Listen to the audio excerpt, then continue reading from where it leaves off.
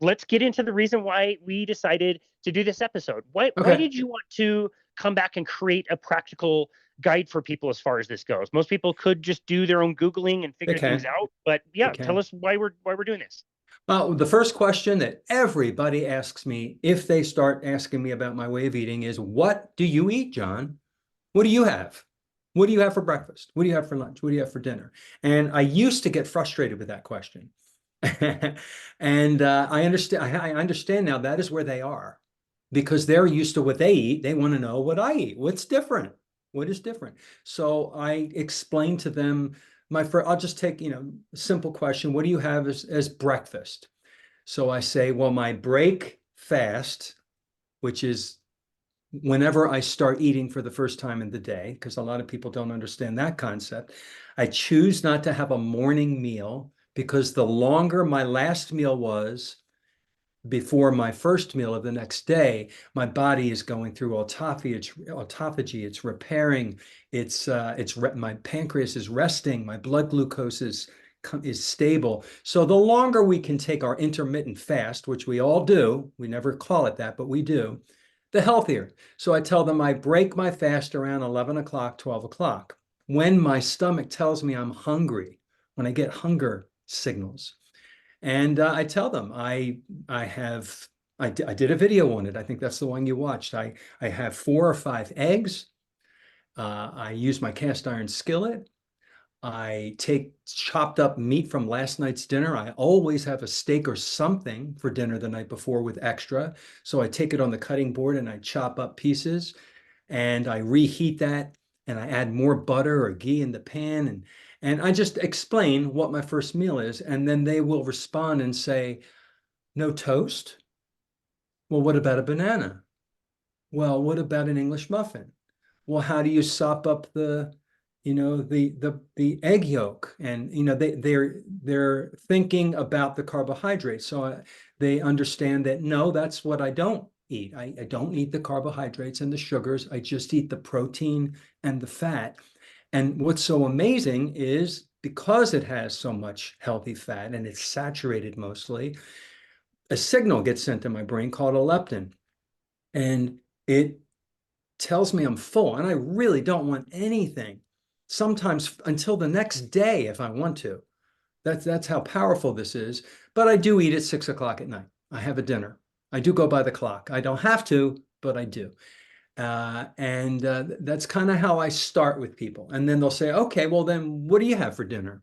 And then I'll explain some of my dinners. So in our interview here today, I typed some stuff here so I can refer back to it and not sound unarticulate or whatever. I can share with you some of the things I do. Let me know if you want me to go into that. Absolutely. Okay, Okay. so let's talk about breakfast at first. And I really want you to sell me on this, actually. I still do coffee in the morning. In my Mhm. coffee, I normally do, let's see, what would I normally do? I normally do 3 cups of coffee in the morning. So it's kind of a 20 ounce, 24-ounce kind of mug. It's mostly full. I will blend it with, I do just less than a tablespoon of butter. I do MCT oil as well. And I've also learned that salt is really great in there. For Yeah. me, it cuts the bitterness, and I really enjoy that. You went through the process of eliminating coffee.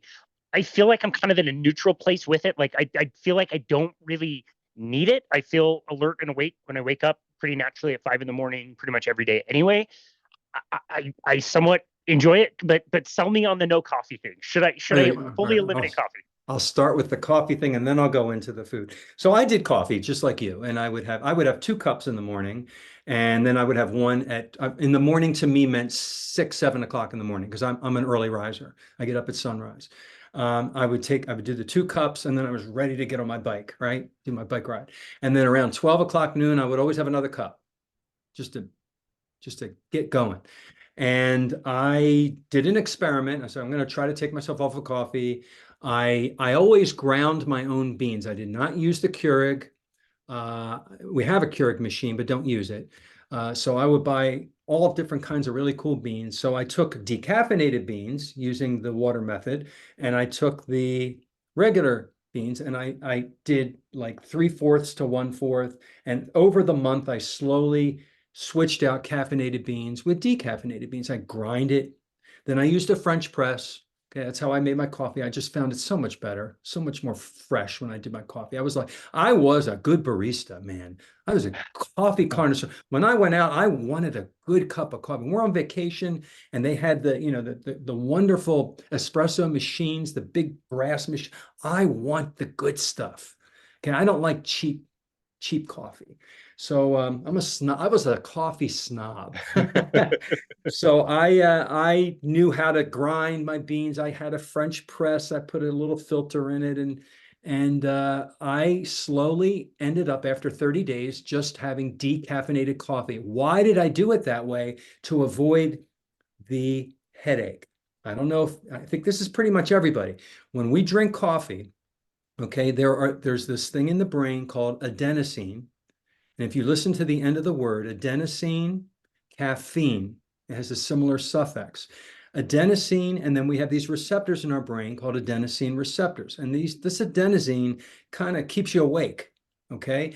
When you drink coffee, the adenosine that's supposed to go into the adenosine receptors to keep you awake stay floating around, and the caffeine goes into the adenosine receptors instead. And that's where you get your boost of energy. All right. That's why caffeine is a stimulant. But as the caffeine wears off, this adenosine is still floating around, and it's looking for a place to dock, and it has nowhere to dock. And then you go through this, oh, I need another cup of coffee. So it's almost like we talk about the carbon sugar roller coaster. There's almost like an adenosine caffeine roller coaster for people who drink coffee. And if you don't fill those receptors with caffeine and the adenosine, they make more receptors as you drink more. It's looking for a place to dock. And if you go past 24 hours, going on to 48 hours, you're going to get a headache. And that's because caffeine constricts the little blood vessels in your brain. And that's why people who drink caffeine also have a higher blood pressure, because when you constrict your veins and arteries, the blood has a little harder time going through. So when you stop drinking coffee, those constricted arteries start to dilate. They start to open up again. And as they're opening up, they're pressing on your brain, and it hurts. That is the caffeine headache. And I would get horrible. I mean, like a drug addict. Like, I gotta get my coffee. Give me a caffeine pill. Give me something to get rid of this headache. And so I wanted to avoid that. So I slowly switched out the caffeinated beans with the decaffeinated beans. So my adenosine receptors, the vasoconstriction, dilation, the whole thing, I did it over 30 days. I eased off of all of that. And I'm not going to say I didn't have a headache. I had a very mild headache from time to time. So that's how I got off of coffee. But then I missed the ritual in the morning, because I the warm cup and the sipping and the waiting. And so I took hot water. I added a bunch of butter, and I just did the action, the motion. I replaced something with something else. And then eventually I just did a glass of water in the morning, which is what I do now. And I did this a year ago. So now I'm off of coffee. I've been off of coffee for a year, and no headaches. And a lot of people talk about the drinking coffee so I can go to the bathroom. All right, nobody talks about this. And I was one of those people. I drink my 2 cups of coffee, and like clockwork, off to the bathroom, right? And I move my bowel. Number 2, move my bowels efficiently, just comes right out. And when you stop coffee, that stops happening. And I had to decide if I wanted to deal with that. And a lot of people, it's important to go to the bathroom at the same time every day. So when I quit, it didn't happen right away, but later in the day, I eventually moved my bowels. It just changed the timing is all it did. And, I sleep better. Even though my last cup was 12 noon and I don't go to bed till 11 o'clock at night or 10 o'clock at night, I sleep more soundly. It's less interrupted, and I just wake up refreshed. I jump out of bed. So anybody who wants to quit coffee, you have to want to try it, do an experiment, an N = 1 experiment. If you want, you go back on it and drink it again. There you go. Right? What do you have to do? So that's where I was in my head. If this doesn't work, I'm going to go back on. Well, all the benefits are so wonderful. I don't want to go back on. I don't. And Yeah. I honestly don't miss it. Okay. Okay. I appreciate that. I miss the smell when people drink it. I'm like, it smells good. Yeah, exactly. Okay, that was really helpful. And I'd love how you've emphasized so much in our other two episodes. Like, it's one thing to learn something, but the point of learning something is to apply it, put it in your life, and then make observations. Is this better or is this worse? Is this worth seeing out to the end, or does this not work for me, even though it worked for John or worked for Casey or whatever? Like, so I love that, always knowing that you can go back. I think I'll do another experiment and kind of cut it out and see if I end up missing it as much. So that is very, very helpful. I want to go back also to your method of cooking eggs. You mentioned you cook in a cast iron. You did not mention that you cook in a non-stick type of a pan. Okay. Selfish question here, because I love my cast iron pans. I've got two. One of them is milled, so it's been like sanded, super, super smooth. I season them. I put tons of fat in them. I don't know how to get them to not be non-stick. What's your method of Oh, having all eggs right. that don't stick?